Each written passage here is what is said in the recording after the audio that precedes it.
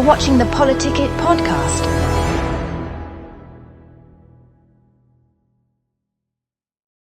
Good evening. Welcome to PoliticIt Podcast. I'm Senator John Johnson.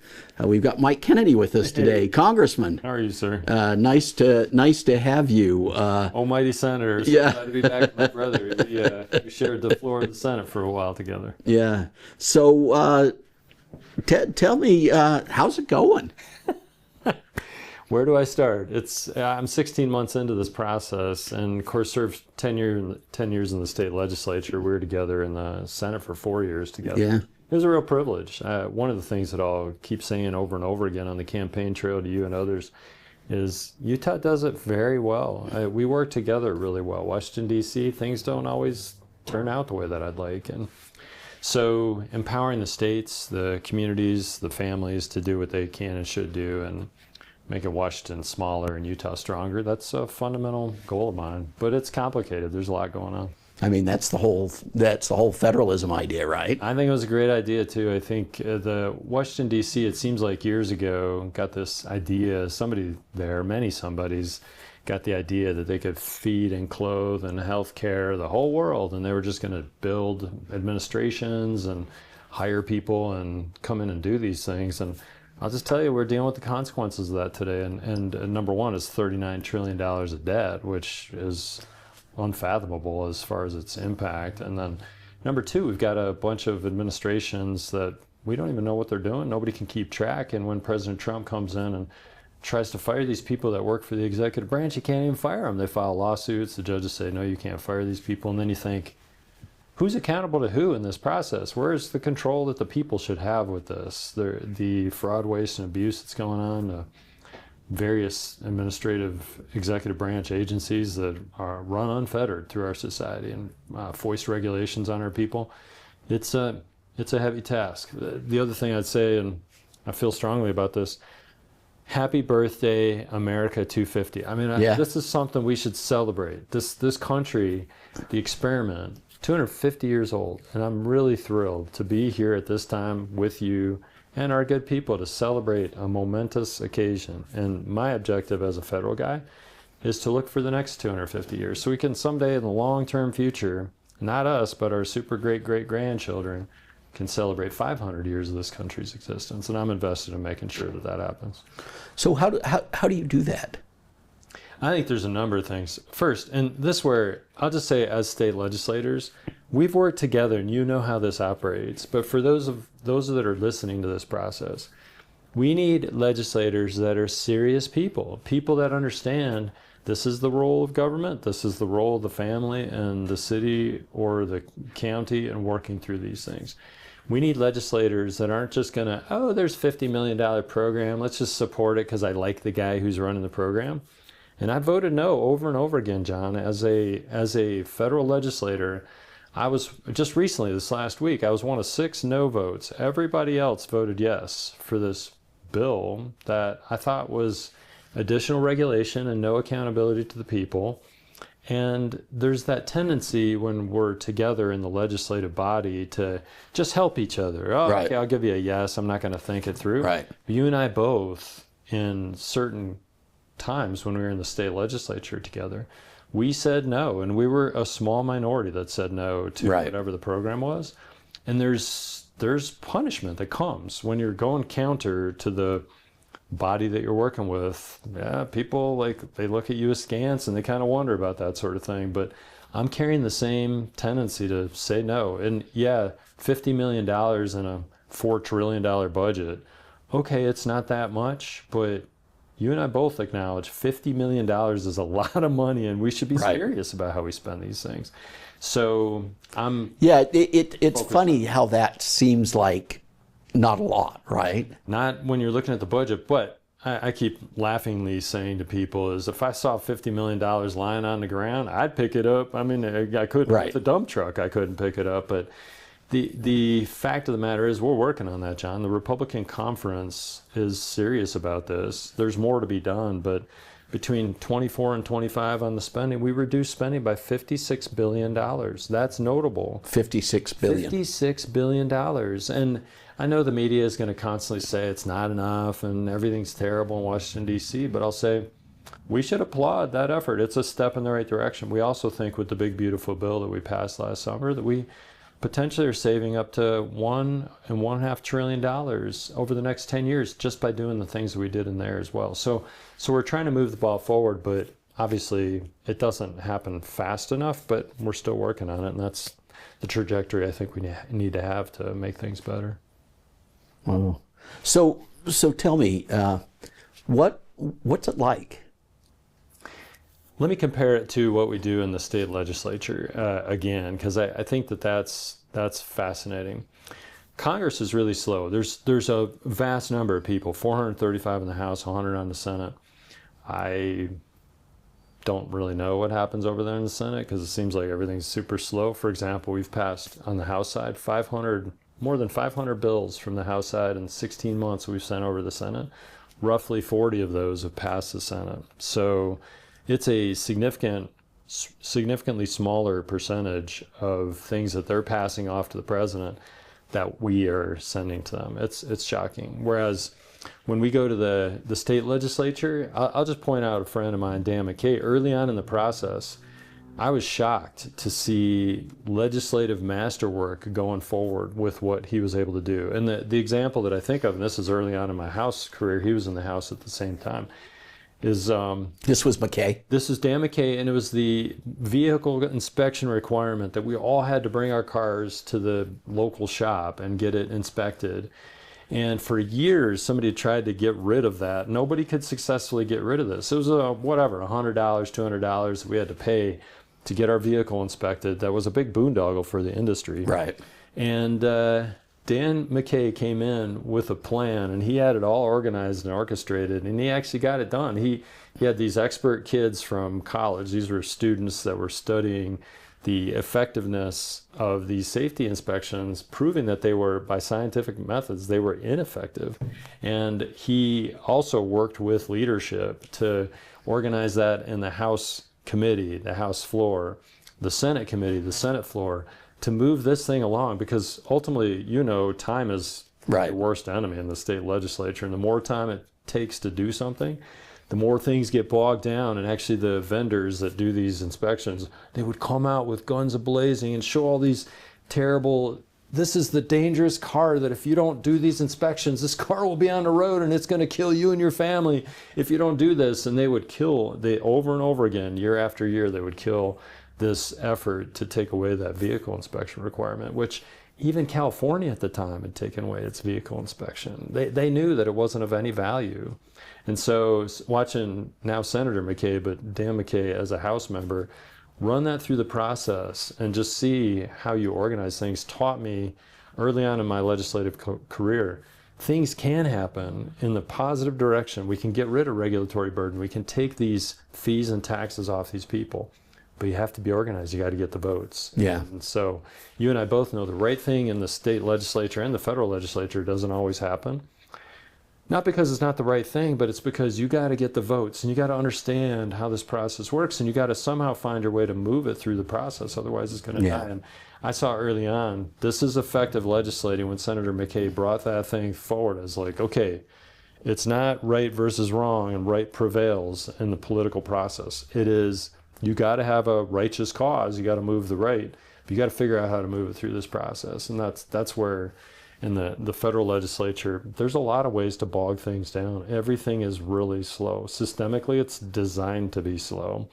But with optimism, which is okay. It's the founders designed it that way. And you and I both, and many of your listeners would agree, this is how they designed it. It's not for one person or 10 people to make the decision. It would be fast that way if we just had 1 or 10 people making these decisions. But it is okay to be slow, but it's also hopeful that we can actually do things. And that's where I'm really focused on, finding the right people who care about the right things, building alliances with those people, come and understand what is it that makes them support or not support any various things, and subsequently building those alliances so potentially we can move things forward, which we've done some remarkable things in the past 16 months, and I'm proud of the work that President Trump and the Republican conference has done.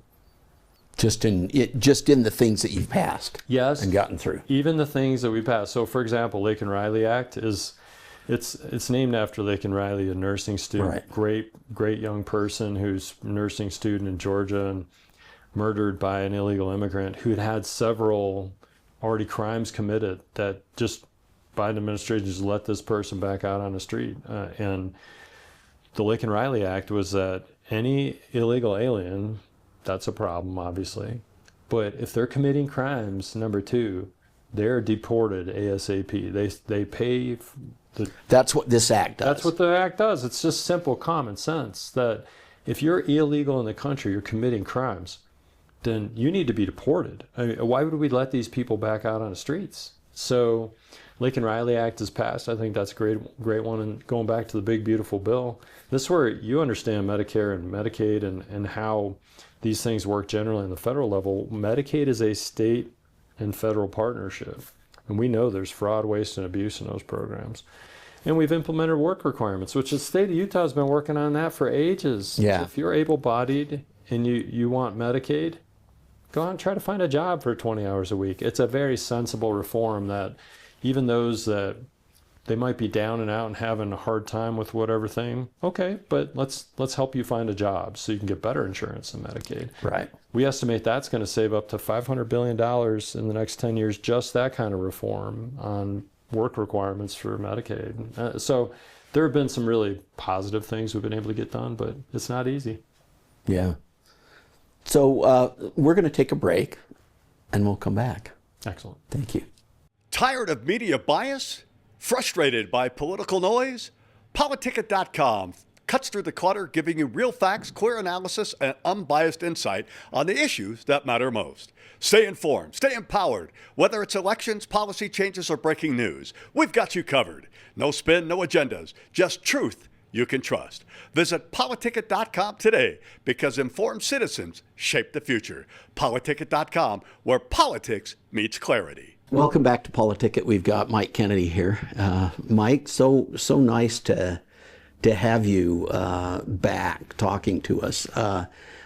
We were talking a little bit about the federalism idea. I want to touch that just a little bit more, right? And the idea of pushing more and more of this down to the state level. So where are we at with that? It seems to me, John, based on what I can tell, that back after World War II, there was no country on the planet that had the manufacturing base to provide all the resources that everybody else would need after World War II besides the United States of America. Besides Pearl Harbor, with all due respect to the number of our soldiers that were tragically lost in that war, our country as a whole, we still could grow grain, our factories were intact. And so since that time, between the 40s and the 60s, I think the United States of America made just bundles and bundles of money. And with that money, there was a bunch of, well, let's build a freeway system, and let's create Medicare and Medicaid, and let's build a bunch of administrative buildings. And I look at Washington, D.C. when I take people on tours of the place. There are vast numbers of large, square, ominous buildings in Washington, D.C. And if you go in them, they're almost empty, some of them. And it's because people are telecommuting or remote working. We've built this vast administrative state, and that has taken 60 years, 70 years, 80 years to build. I don't know, but we have too many buildings and not enough people even doing any work. So where do we go from here is, I think, for example, block grants. I'm not saying pull the plug on these processes, right, but I trust my state legislative friends in the case of Medicaid, which is a federal-state partnership, as we've talked about already. And as a healthcare provider, I'm a big fan of working with healthcare systems to make them function, not only financially, but also to serve the patients well. So to budget, this is what Medicaid needs, and this is what the state of Utah gets, and we're not federal-wise, we're not going to abandon the effort, but we're going to give you block grants. That's all you get. Utah, and you figure out how to work that so you can actually take care of those that need this, I think Utah can and will do a great job with those kind of proposals. So that's just one of many opportunities for us to say, we're not going to terminate this program, but we will give money to the states, and that's all we're giving, and then you're responsible to innovate and try to figure out how to make that money work. I think there are many ways for us to potentially work on that federalism concept so that actually states are empowered to move in the directions that they should. We know they're laboratories of democracy. We know great things can happen in states. We know terrible things. Sometimes states don't do it well either. I recognize that, but it is not the federal government's job to dictate to all these 50 states and territories everything that they should do. So I think the federal government needs to back out of these programs and let the states do the things that they can and should do, and I'm focused on that. So when it comes to no votes, if it's building bureaucracy, if it's going to send money to programs, for example, the federal taxpayer to do a study on Hawaii tree fungus that is only in Hawaii, I don't know why the federal taxpayers, that was one of the first bills I voted no on. It was a regional need that Hawaii had for some kind of fungus on the tree that they were asking for tens of millions of dollars from the federal taxpayers, and I just said, I voted no on that. Many people voted yes, and it passed. There was a Great Lakes fish investigation that they wanted to do as well. With all due respect to the Great Lakes, which is a beautiful resource for this country, is it the responsibility of the federal taxpayer to fund those kind of programs? The Great Lakes, including states, including Michigan and Wisconsin, Ohio, these places, they can fund that themselves. They can form a consortium, and they can get together and take care of those things themselves. It's not Washington, D.C.'s responsibility to fix everybody's research needs and so on for those kind of objectives. So I, along with others, have said no to those kind of programs. With all due respect, I don't need to be a jerk about it, but we're focused on saying no for programs that don't make any sense for the federal government and promoting those things like healthy Medicaid for people where we do need federal and state partnership. Right. So I was hoping there was going to be some stuff on education. Education's a big deal to me, and I know you, the state legislature, and our local teachers and parents can take care of those things. And I am proud to say, John, that the Department of Education is kind of not a non-entity anymore. But that was so long ago. I mean, it seems like 10 years ago, but it's 16 months ago that President Trump, one of the first things he wanted to see done was the Department of Education was defunded, and I think we've done a good job on that. Also, defunding Corporation for Public Broadcasting and NPR. NPR was getting $1 billion every year. To do what? As if the others that are commercial products, liberal or conservative, I don't care which, they can function on their own. We don't need a state-sponsored radio program to try to promote particular ideologies. I don't care what they're promoting. $1 billion a year is real money, and I'm proud of that effort too. And in fact, I've talked to NPR fans who are like, yeah, that should have been done years ago. Yeah, it should. If you want a subscription to NPR, just pay for NPR. God bless them, let them do what they want, but they can live on their own with this stuff. And of course, those entities are saying they're going to be destroyed if this federal funding goes away.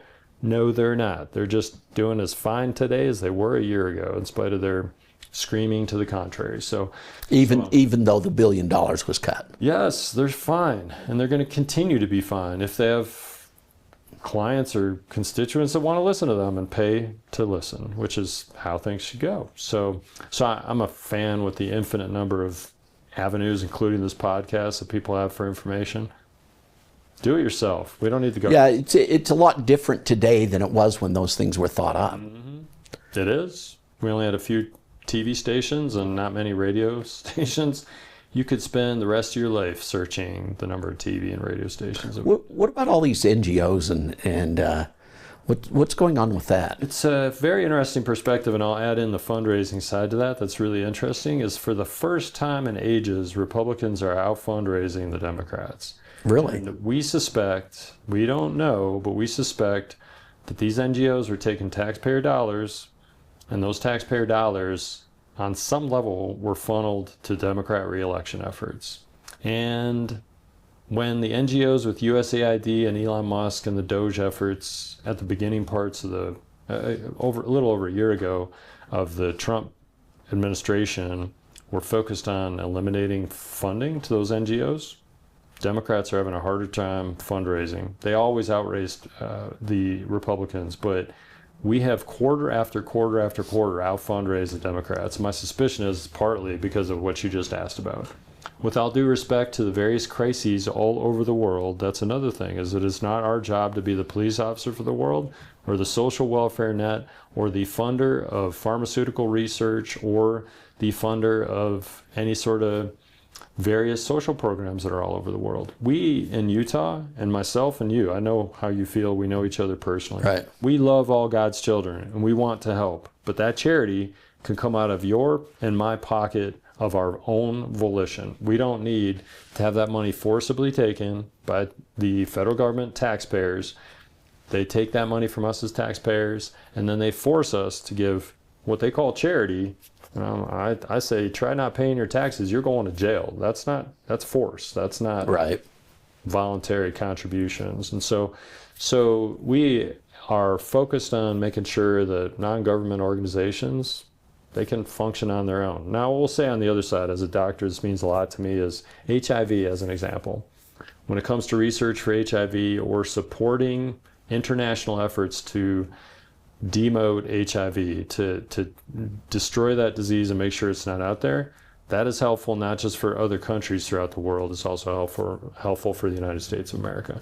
There is a place for us to be involved, and HIV would be an example, Ebola virus is another, where these conflagrations, these terrible diseases, and sadly COVID showed us how international these things can be, is there's a place for the United States government to invest in those kind of basic research processes to make sure we defeat diseases. And I'll add to that, as a member of the Science, Space, and Technology Committee, which you would love this. Honestly, I'd love to. You've come once, I think, and I'd love to have you again. Come to Science, Space, Technology. We just talked to Jared Isaacman, the NASA administrator, just a couple days ago. He's in our committee. We were talking about the NASA budget.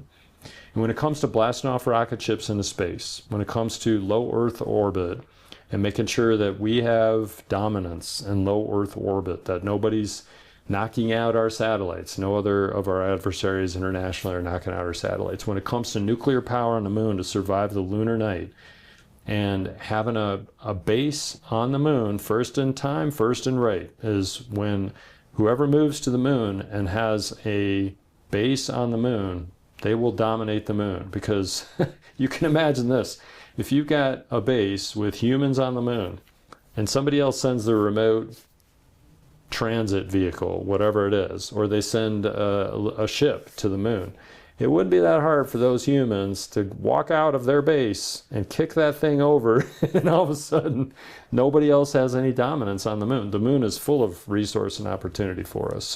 So when it comes to certain things like those really expensive and very complicated processes, like blasting off rocket ships, making a base on the moon and putting nuclear power on the moon so that we can continue to function on the moon, there's a place for the federal government to do those sort of things, not only for our own scientific discovery, but also for national security. Because China, as the Chinese Communist Party marches forward with this stuff, quantum computing, international space stations, lunar, nuclear power, they're focused on these things too, and the United States of America needs to win those races. Otherwise, we may find ourselves trying to show up to a place that somebody else already dominates, and we'll be behind and possibly left entirely behind. What's going on with the redistricting stuff? That's been fascinating. So we've got these new maps run up by who knows who. Nobody even knows. In fact, I was talking to a representative from Mormon Women for Ethical Government. My chief was talking to that person just a couple days ago. My chief was asking questions about the details of the map, and this individual knew nothing about the map. Nobody even knows who drew these maps. So right now we've got one Democrat favored seat by 25 points, if I remember the number right, which is, I'll just say this is the most gerrymandered map I've ever seen in possibly the history of the state of Utah. We've got one Democrat favored seat by 25 points. And we've got 3 Republican seats to the north, east, and west of the south part of the state that are Republican favored by at least 40 points, if not up to 50 plus points, which means essentially it's a very low likelihood that a Republican could win in the Democrat seat, and it's very low likelihood a Democrat could win in the Republican favored seats. And for those that promote these sort of things, they say we fight against gerrymandering. Is this show me the proof is in the pudding, and this map is as gerrymandered as any I've ever seen. It's my home county, Utah County, pretty conservative place, right in half. And it holds Salt Lake entirely unified, which, okay, you can say that that's good or not good, but the prior maps... That's packing. It's... packing votes, right? I mean... It is, yeah. And it's, from the prior maps that when we came in, those maps, we had to vote on those maps, is we had rural and urban, and a portion of Salt Lake was included in all 4 maps. Mill Creek was the center point of that. Mill Creek had 4 representatives in it. And now we've got this very partisan process. And it looks like for at least this cycle, that's what it is. And I suspect maybe even for the next cycle, but we got to have the census coming in 2030, and we'll see what happens at that point. But it's that's probably when it's going to change, huh? It could change, although Better Boundaries got the ballot initiative taken off the ballot for this fall. So it sounds like the Independent Redistricting Commission may be the one that's going to draw the maps come 2031 or 2, whenever we're supposed to do that again. So what's next? Convention is tomorrow, just time-wise, and I'm eager to go and argue my case to the great people of Utah to be reselected to serve in District 4. I'd be honored to have the votes of the delegates. I don't ever gather signatures, and so let's talk about that district. Mm-hmm. What is this district you're running in? The district is about 30% of what I currently represent as a federal congressman. It's also a significant portion of what I represented as a state senator. Oh, right. So I know those people, and they know me, at least a portion of it. It does include down to, so Sanpete County, Juab County are part of it, goes out to Tooele, includes a southern part of Salt Lake County, including Draper and Sandy and Bluffdale. So it's a lot of similar to what I've been representing. Of course, when I ran for U.S. Senate in 2018, I've been all over the state. I've actually campaigned in every county in the state. And a lot of those people, they kind of still know who I am. So, but I'm eager to serve those. In this case, I'll be in, I think it's 8 counties that I'll be representing. The other districts, so there's the North District, and then there's the East District, and myself and several others are running to earn the support of the delegates in the 4th District tomorrow.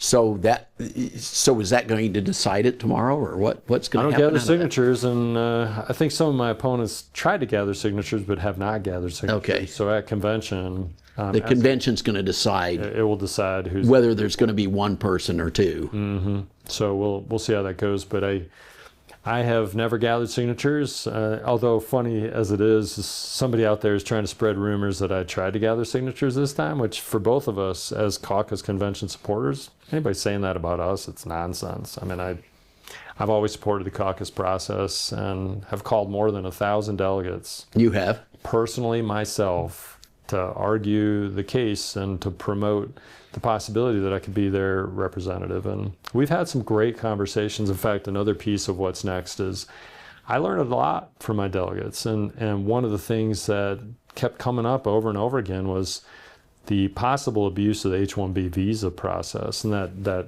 domestic American companies are bringing in cheaper labor to the detriment of our domestic students in the tech industry, which I know you're an expert in. Right.